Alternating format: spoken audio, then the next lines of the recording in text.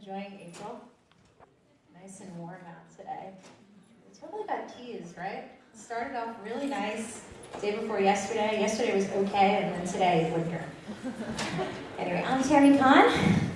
I am the COO of ClearCoin, and I am here to talk today about advertising transparency and this thing called the blockchain.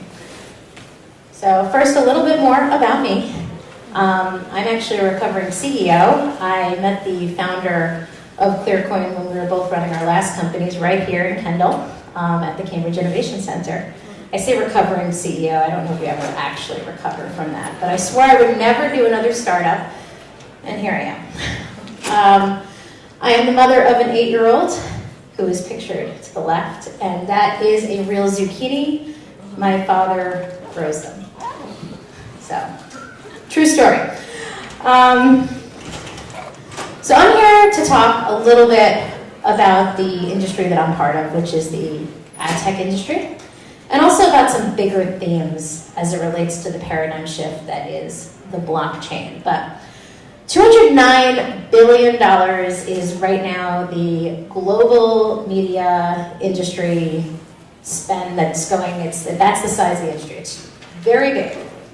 Okay, now take that number, and currently there's $16 billion of fraud.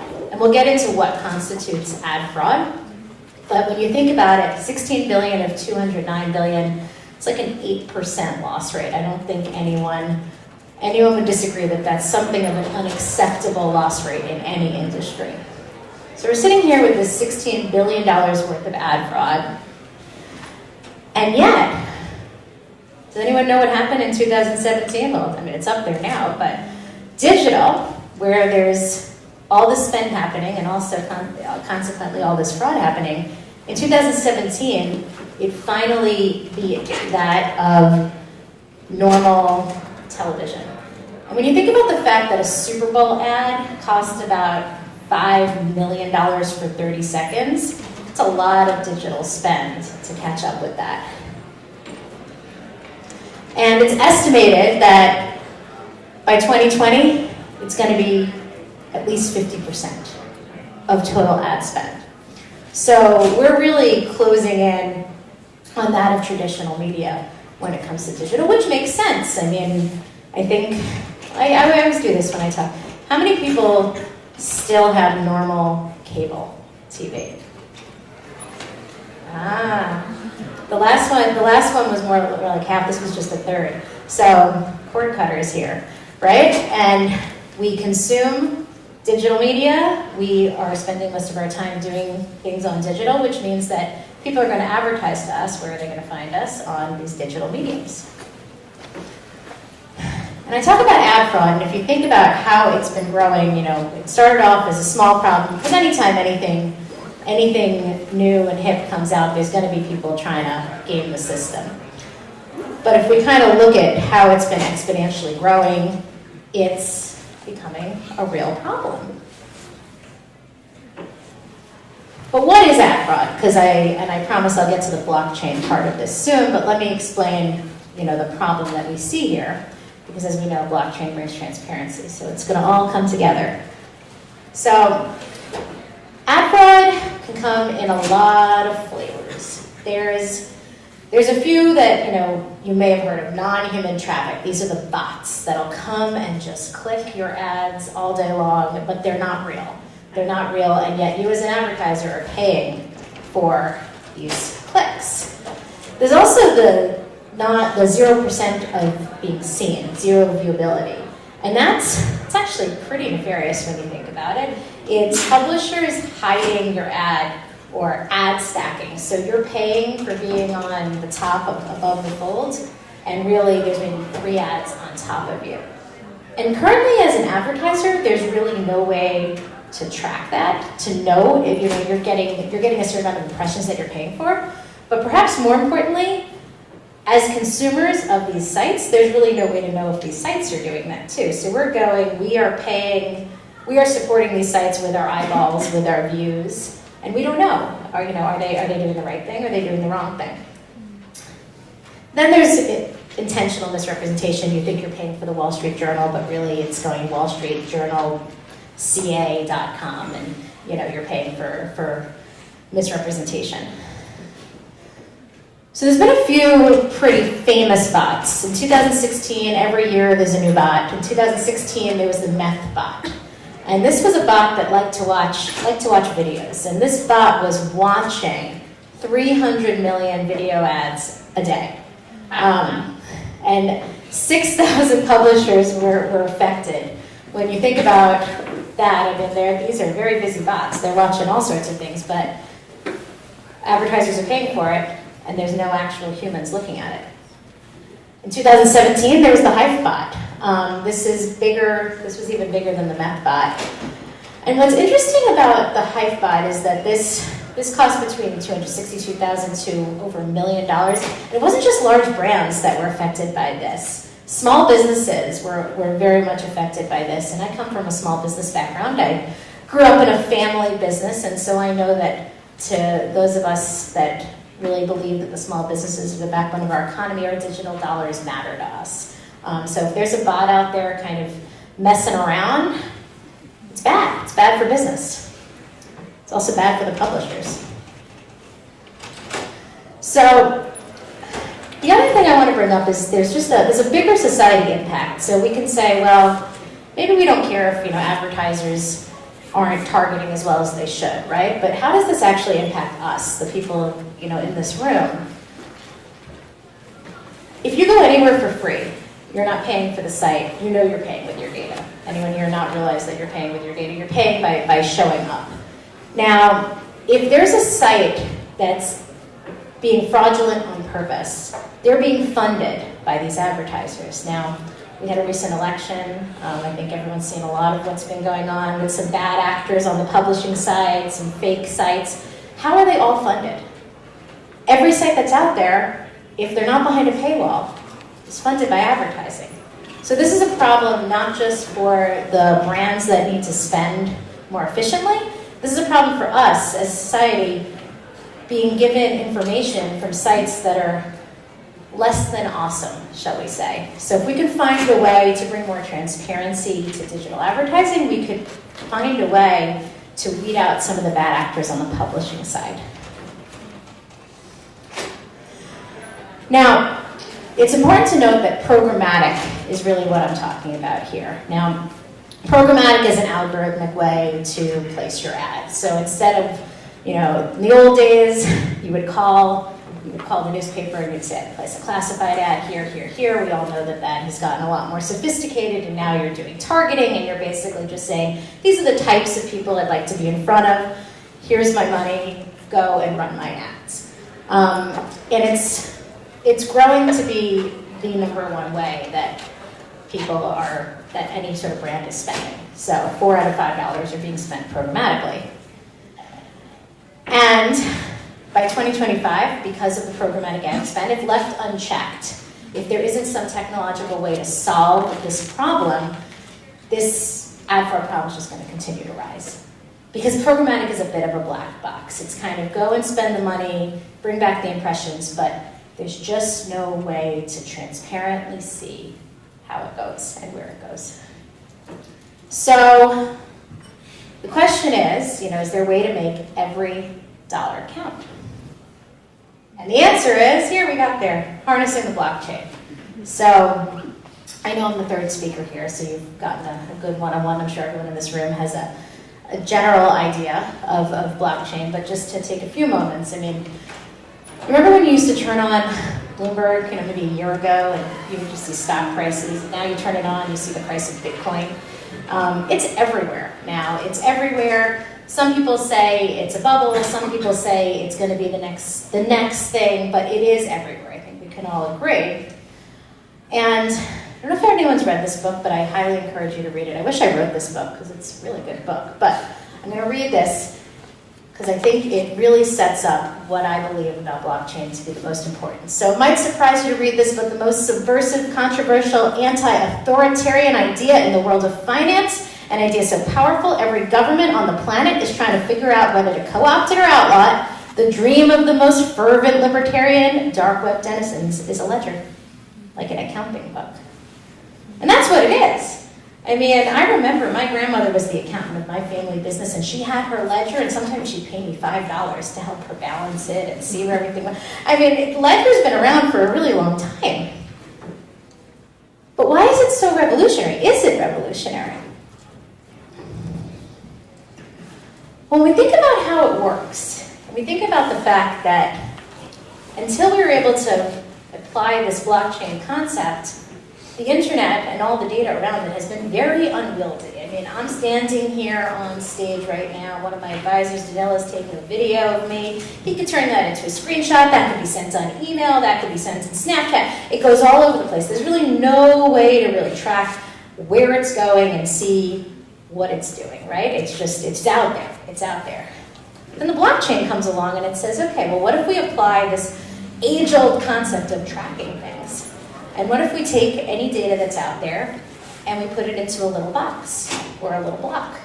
And then what if we're able to follow that path along to another little box or another little block? And all of a sudden, you see a transparent path of where anything has been. And that's what's so revolutionary. We can actually start to apply to the digital world what we've been doing in the real world for a long time. We can bring transparency. We can start to understand things. We can start to own our own data. Imagine if we didn't just pay for everything with our data. I remember back when the internet kind of started. If it wasn't free, we didn't want it, right? So we thought, we'll just give our data. Now we're starting to realize, hang on a second, there's something to this. So you've all seen it in finance. I mean, blockchain, that's where it really started. Cryptocurrency is all sorts of exchanges, gaming, trading platforms.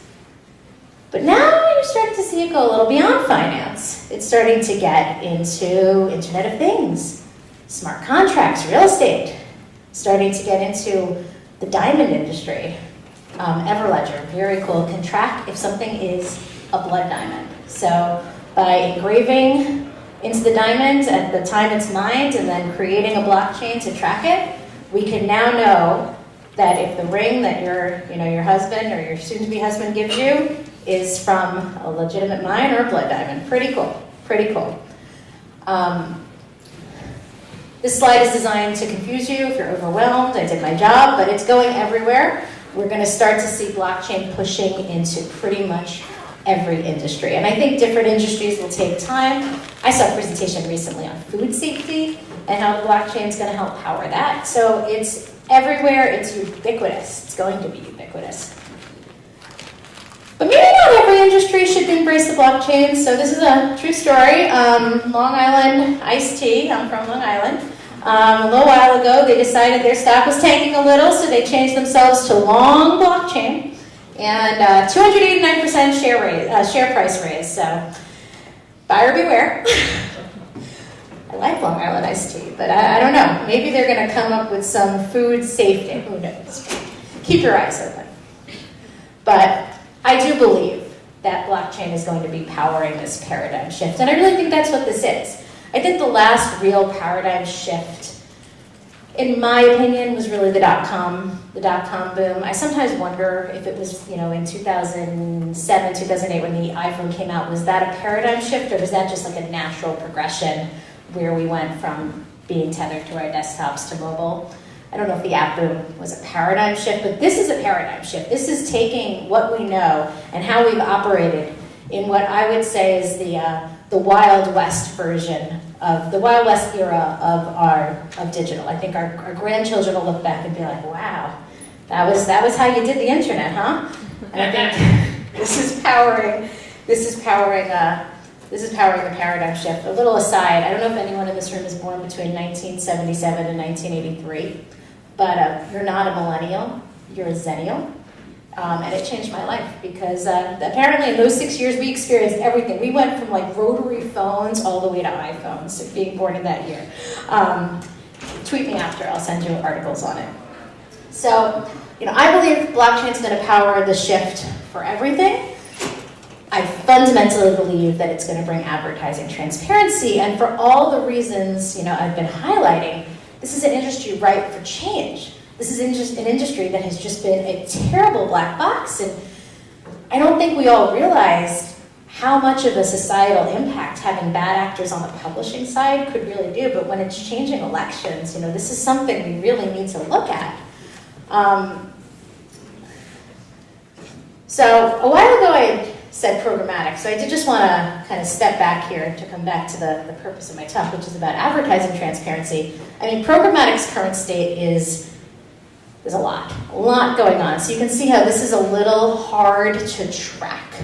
This is a little hard to see. There's a lot of players in it. So I'm an advertiser on one side, there's a publisher on the other, and then it only has to go through 983 simple, untransparent steps before it goes out the other side. You can see how this is an industry that is begging for more transparency.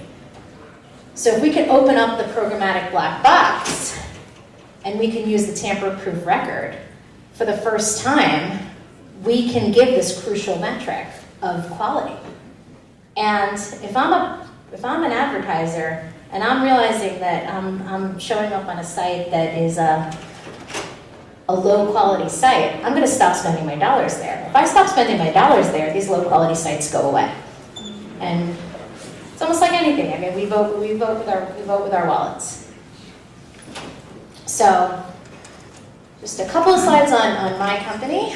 We're trying to lead this paradigm shift in the ad tech world by using blockchain, because advertising being a supply chain, I think if you haven't noticed by now, blockchain works really well on any supply chain, bringing transparency to any supply chain. So when you look at programmatic and you see that supply chain is a bit of a mess, blockchain can bring something there. So we have our own token, we have a ledger, and we're starting to run campaigns and see what's happening. We're finding out some pretty interesting things. We're finding out that we can really look and apply put it under a microscope and really start to see where these dollars should go. Trying to make sure we're weeding out that fraud. It's going to take a while. I mean, $16 billion and growing. It's going to take a while to really get all of it. But I think starting anywhere is a good step.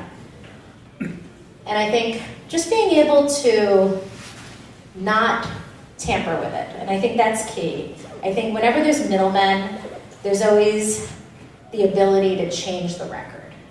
What I like about the blockchain as it powers any industry, it's tamper-proof. Once the record's there, it's immutable, it's unchangeable, and we all have to live with it, and we all have to learn from it.